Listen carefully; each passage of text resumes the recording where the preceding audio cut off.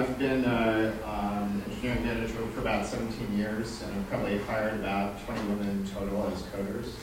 I mostly work in smaller startups.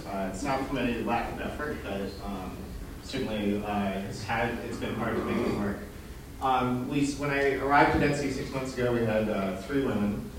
We now have 12, which is great, but it was very sort of one-to-one hiring them. So I was looking for something bigger that I could do. I found this group called Hacker School, which runs a 3-month program in New York to help people become better hackers. They mean hacker in the Stephen Levy sense, which is the kind of person I like to hire.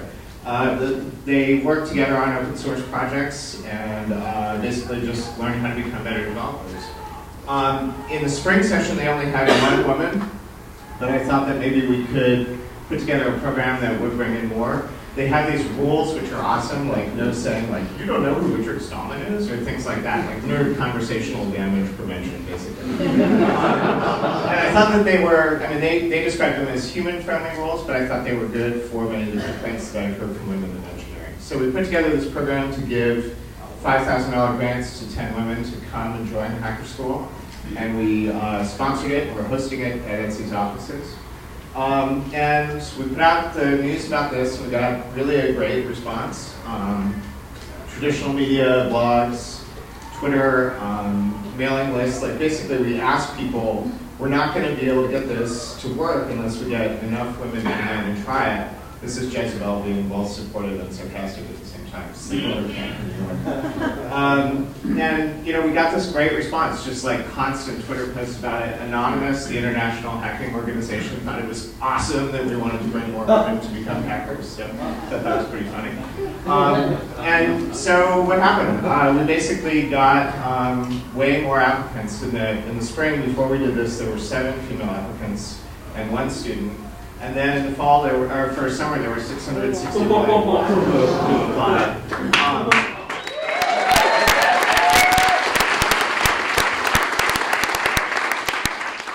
It's about a 50-person class, and 23 women showed up to do it, which is great. I mean, it's like basically gender balance, which compared to 1 out of 20 for spring was just huge.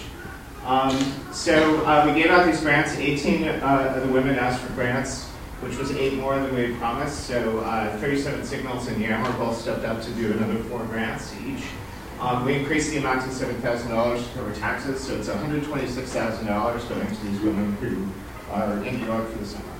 So it started last week, and I just can't even tell you how great it is for me to walk into this room and see men and women hacking together. It's like crazy, like to think that that's amazing, but it is amazing. Like you walk in and it just feels like the future.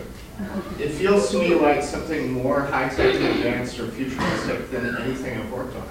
And they sort of think of it as normal to some extent, because like you're all younger students, they haven't really been in the workforce as much, and to them it's just like, oh great, there are women here too, that's awesome.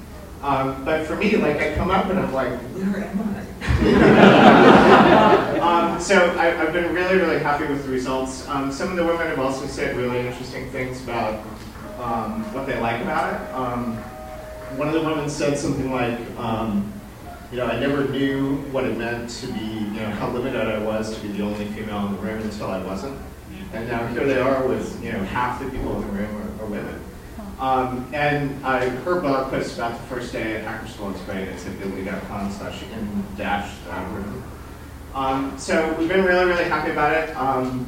And we're hoping to be able to hire a lot of women to come out of it. We also just feel like some of the things that worked were that we gave basically a real invitation. Like one of the women said, when you put that much money, it suggests you really mean it.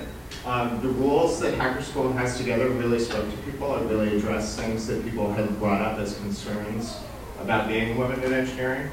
Etsy is mostly, the buyers and sellers are mostly women, so I think it helped that we had our name behind it. And with all the programmer and geek list controversy, I think the timing was just right for it. This is my daughter, Juniper. She's